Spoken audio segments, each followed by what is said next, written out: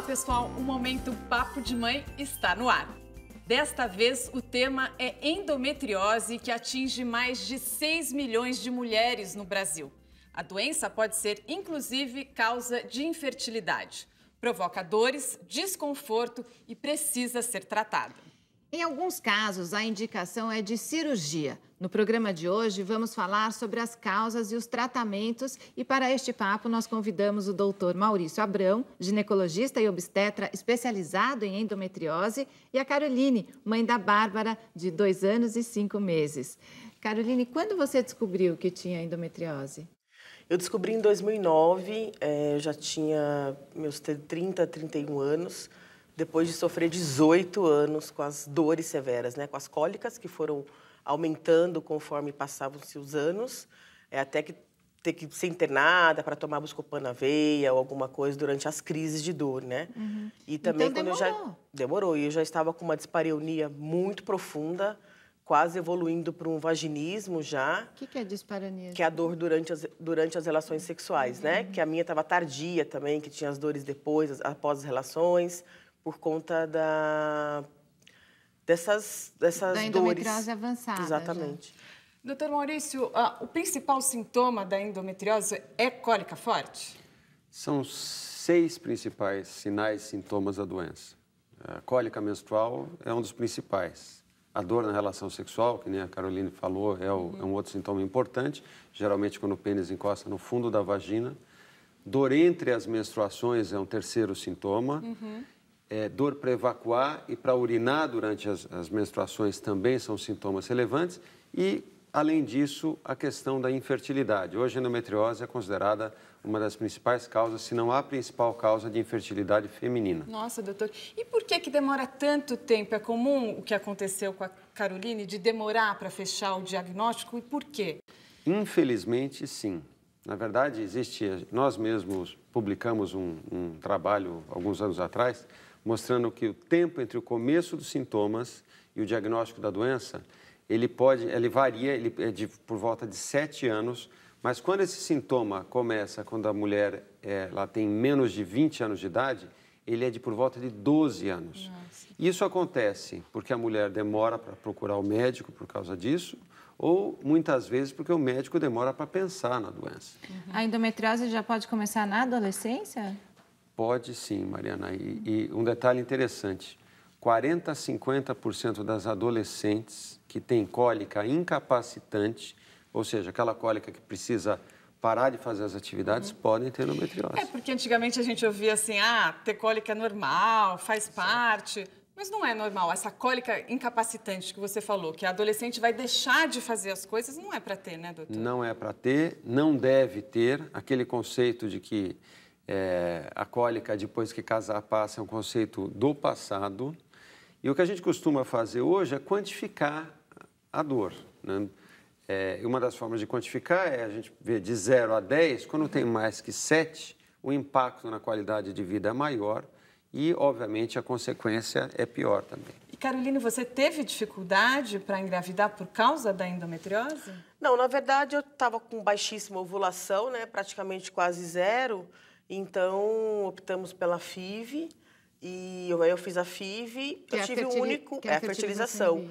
E eu tive o único... Porque eu tenho uma trompa obstruída, né? Desde a minha segunda cirurgia para endometriose, eu fiquei com uma trompa obstruída, e no outro ovário eu estava com baixíssima ovulação. Então, a gente resolveu fazer uma FIV, e eu tive o único óvulo, e foi com esse óvulo que eu gerei a Bárbara. Ai, que bom. E quais exames que você fez que concluíram que você tinha endometriose? Então, na verdade, assim, durante toda... Foi aquilo que o doutor Maurício falou, né? Dos médicos não darem tanta atenção. Todo ano eu ia ao ginecologista e sempre relatei as minhas dores fortes, né? Que eu sentia durante o período. Quando eu fui no terceiro médico...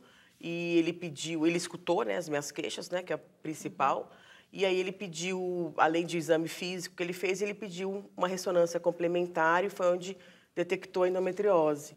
Mas não detectou as aderências, que era outra coisa que eu tinha também, que me davam muitas dores, porque eu tinha cirurgias anteriores, né? Doutora, explica pra gente o que é a endometriose e ela provoca essas aderências que a Caroline falou? O endométrio é o tecido que reveste a cavidade do útero. É um tecido que mensalmente ele se renova sob estímulo dos hormônios ovarianos e aonde o embrião se implantaria se houvesse uma gravidez. E quando esse endométrio se implanta fora do útero, ele produz ou ele pode fazer com que a mulher tenha essa doença que se chama endometriose.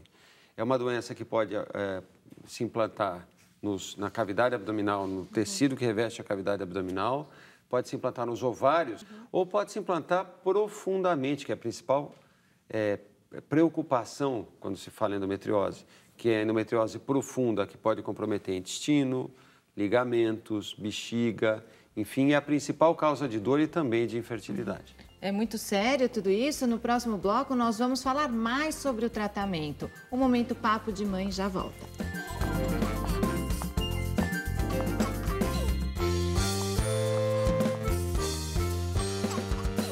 Estamos de volta com o Momento Papo de Mãe. O assunto hoje é endometriose. Doutor Maurício, existe um exame específico para diagnosticar a endometriose? Porque a gente vê aí mulheres sofrendo, né, tanto tempo com queixas e não consegue fechar um diagnóstico, né? A primeira coisa, Roberta, que o médico tem que fazer é ouvir a paciente. Ouvir e examinar a paciente. Isso que é o ponto de partida para tudo. A segunda questão é exames laboratoriais. Hoje eles são muito pobres em relação ao diagnóstico da doença. O exame de imagem ele tem sido muito utilizado, porque ele permite com que nós pensemos principalmente na endometriose profunda e endometriose ovariana e permite com que a gente planeje o tratamento. E dentro dos exames de imagem, a gente tem o ultrassom para endometriose, que é um ultrassom feito com preparo intestinal, foi até muito desenvolvido aqui no Brasil e tem sido uma referência mundial para isso. Tem na rede pública esses exames? Tem na rede pública, nem em todos os lugares, é uma coisa mais específica, mas enfim, a coisa está avançando. Mas, obviamente, precisa de uma velocidade maior para isso. E existe ressonância, enfim, que pode ajudar bastante também. Agora, Roberta, exame de certeza acaba sendo, infelizmente, uma cirurgia, que é a laparoscopia. Então, por isso que a gente tem que investir nos exames não invasivos. E, Caroline, como tem sido o seu tratamento? Então, na verdade, assim, desde a minha última cirurgia, minha segunda para endometriose, em junho de 2012, no dia 3, que eu não tenho mais nada. Né? Assim, graças a Deus, eu faço anualmente o controle, né? Eu faço a ressonância e não aparece nada. Até durante o meu parto, meu médico disse que eu não tinha nada, só tinha uma aderênciazinha na bexiga que ele falou que tirou. Ele viu, eu fiz cesárea, então ele viu a cavidade. E hoje eu uso mesmo contraceptivo e até mesmo para ver se diminui um pouco a aderência ou DIU medicamentoso. Meu médico ele fez a excisão completa da doença, então por enquanto eu estou curada, eu não tenho nada, ela pode voltar em outro local.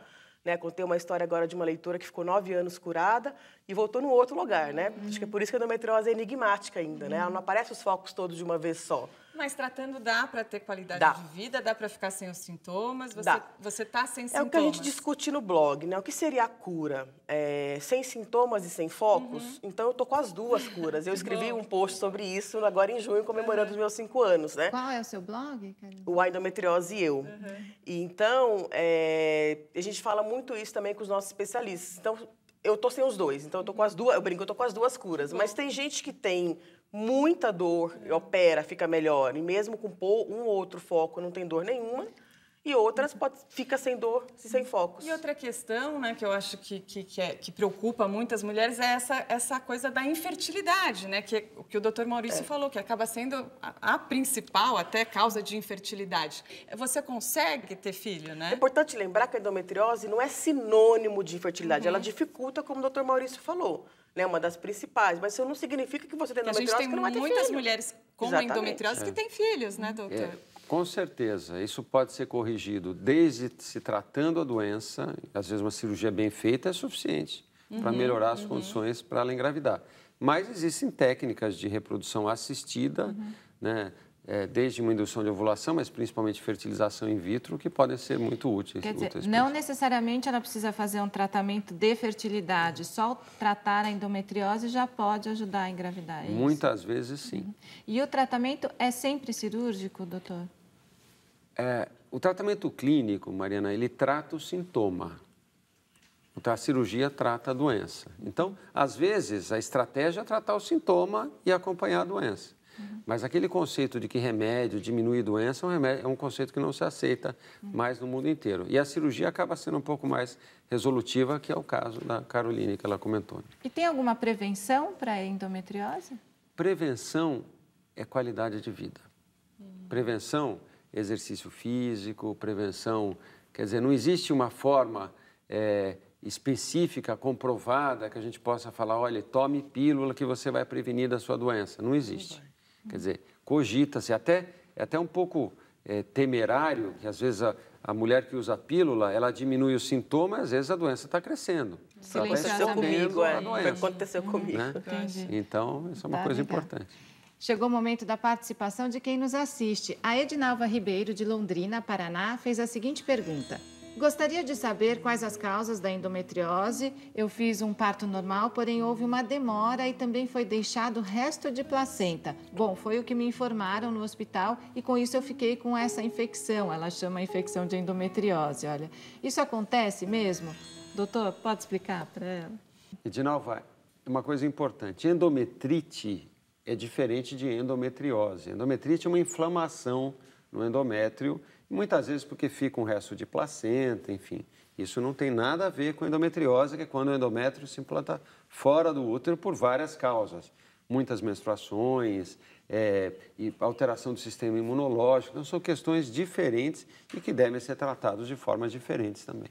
Ótimo, doutor. E, Edinalva, a gente espera ter te ajudado aí com as orientações do doutor Maurício. Quero te agradecer por ter vindo ao programa.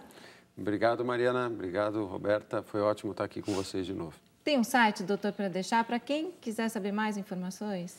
O meu site é www.drmauricioabrão.com. Não é .com.br, é .com. E tem informações sobre a endometriose lá dentro tem um site de endometriose, tem várias informações sobre a doença. Caroline, muito obrigada pela presença aqui no Momento Papo de Mãe. Eu que agradeço a oportunidade e parabéns pelo programa, está maravilhoso, eu tenho assistido em casa. E para quem quiser mais informações ou até mesmo ajuda, é só acessar o Endometriose Eu, né, colocar no Google que já aparece e qualquer coisa é só me contactar, estarei por lá. E manda um beijo para a Bárbara, tá Pode com 2 deixar. anos, né? 2,5 já. Que bonitinha. 2 e 5. Obrigada a você também que nos assiste. Este é o Momento Papo de Mãe, o programa que fala da vida em família. Até a próxima. Até, tchau. E aqui vai uma dica para você que conhece alguém que possa ter cólicas menstruais importantes ou dores durante a menstruação, dores pélvicas durante a menstruação. Procure assistência médica, que isso pode ser endometriose, que é uma causa importante de dor e de infertilidade feminina.